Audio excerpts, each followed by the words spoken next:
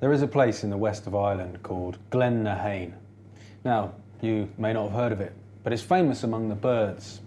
For that's where the birds go once in a blue moon to discuss what needs to be discussed. Now, I'm sure it's not escaped your notice that the birds favour democracy as a form of government. Probably you've seen crows or other species of corvid having their meetings in the middle of playing fields.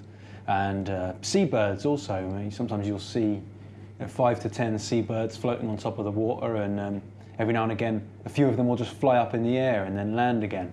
That's the way they cast a vote. There was one thing that the birds didn't want to decide through democracy, and that was who among them would be king. See, the birds decided they wanted a king, not the kind of king that gets to boss people around, like what we call a constitutional monarch. King with not any power, just that, goes on the money and throws the odd garden party. A bird that could be a figurehead for the rest of the birds to represent them. They could all be proud of and would wave as he went by. So they met up this one time, Glen and they got to talking about how you can't decide the king through democracy.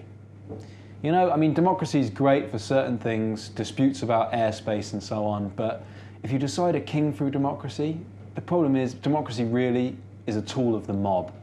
And it would mean the king has to win round the mob, and the thing is with the mob is it's easy to win them round and they don't really respect you when you do it. At one minute they'll be cheering your name in the streets and calling for you, and then the next they'll be throwing bricks through your window. You can't trust the mob. The birds decided that they needed to choose a bird by a competition, because a competition winner, people respect them. It's hard to win a competition, and so they win people's respect. They get the true adoration of the people, like an Olympic athlete. And once you stood on the podium and held the gold medal aloft, well, your countrymen, your comrades, they can't think of you without their heart fluttering in pride. The problem is what competition should they use to choose the king of the birds? Like, they all disagreed. And there was a great squawking and arguing and gabbling about what should happen. Because, the goose wanted it to be honking. And the peregrine falcon wanted it to be a race, wanted it to be about who was fastest. And all the male birds pretty much wanted it to be about who was prettiest. But the birds of prey wanted it to be about who was the best hunter, and they said that hunting was the only truly noble sport, and all the rest were just distractions. And the starlings wanted it to be about formation, flying, and of course the birds said, well, you can't have a team sport because we're trying to choose one preeminent master to be king of all of us. So there was disagreement, basically. Now, the only bird that wasn't joining in was the owl.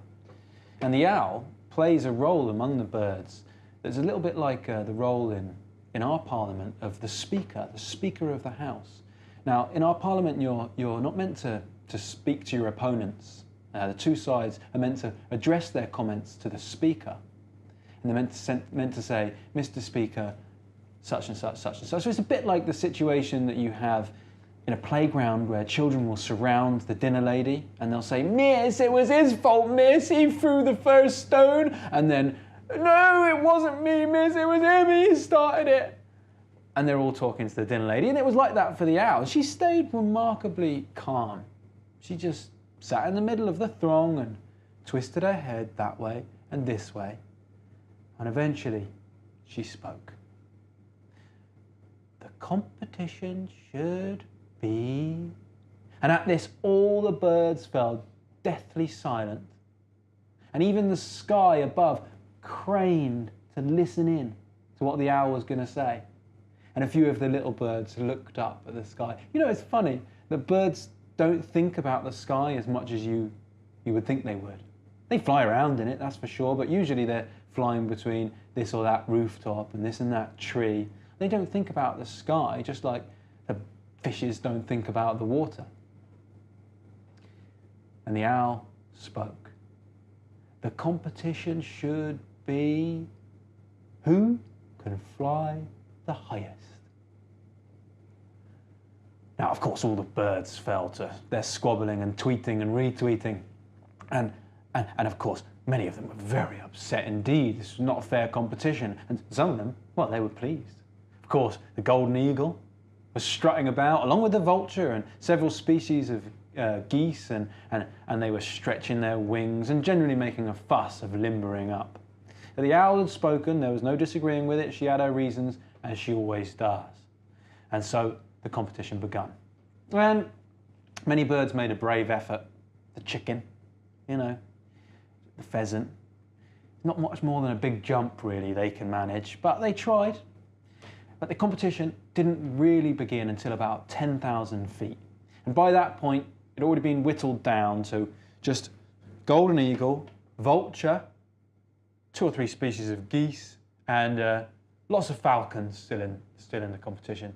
And they got higher and higher and higher, and it started to get really interesting. And even the flightless birds, who in protest when they heard how the king was going to be decided, had lain down on the floor and tucked their heads under their wings in protest. Even they started to get interested and were craning their heads up and looking at these dots that were circling higher and higher. And up there, things were getting tough for the birds. It was getting freezing cold, and the air was getting very thin. In fact, it got so thin that the falcons, with their little wings, couldn't manage it anymore, and they slipped from the sky. And they fell into their majestic dives, and they landed among their fellow birds, shaking their heads and being just as proud as they ever have been. And finally, the competition got down to just 2 competitors, and that was the golden eagle and the vulture. Now, the vulture was whispering all sorts of horrible stuff under his breath and trying to put the eagle off. But the eagle, well, he had an invincible steely glare, because he had always felt that he was rightful king of the birds. You know, and he had a lot of support. Most human beings, you ask them who's king of the birds, usually they think it's the golden eagle. And it very nearly was.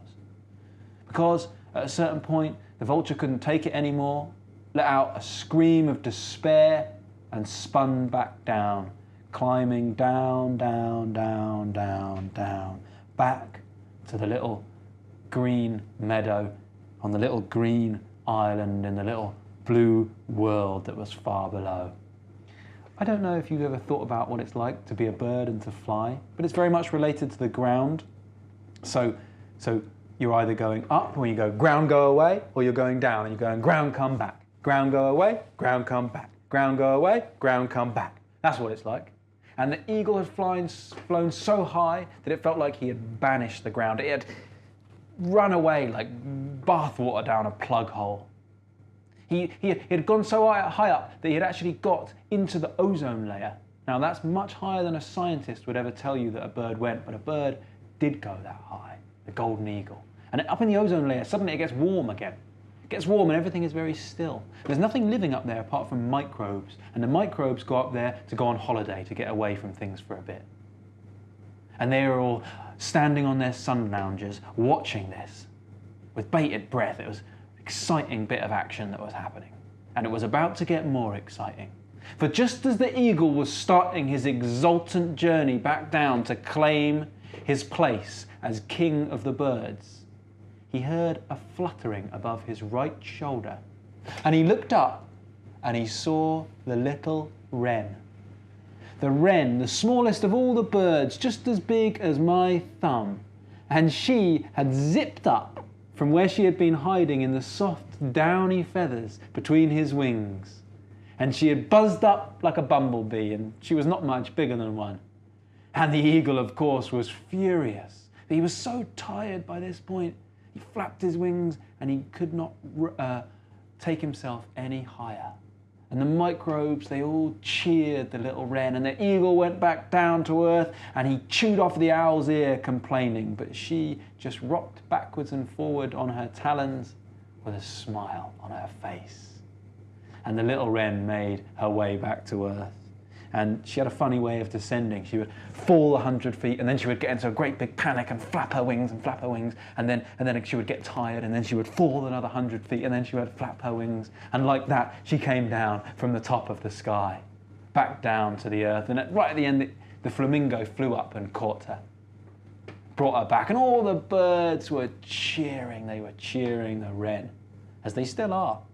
And above it all, you could hear the wren's song. She's only a little thing, but man, she has a loud singing voice. Her victory song, rung out across the meadows of Glen-na-Hain. And all the birds, ever since, have hailed her as queen.